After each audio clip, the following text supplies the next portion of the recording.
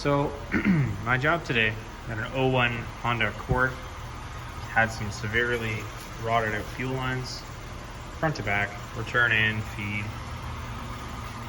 So I cut old lines at the steel part there,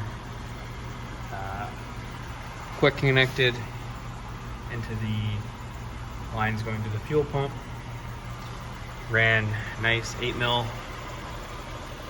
nylon line all the way along.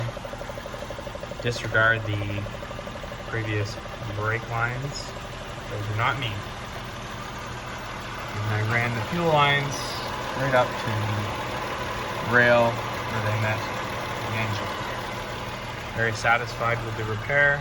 Customer should be happy, and these lines will outlive the car. As you can see, this car has some Canadian cancer. Ouch. But yes, that was the job of today.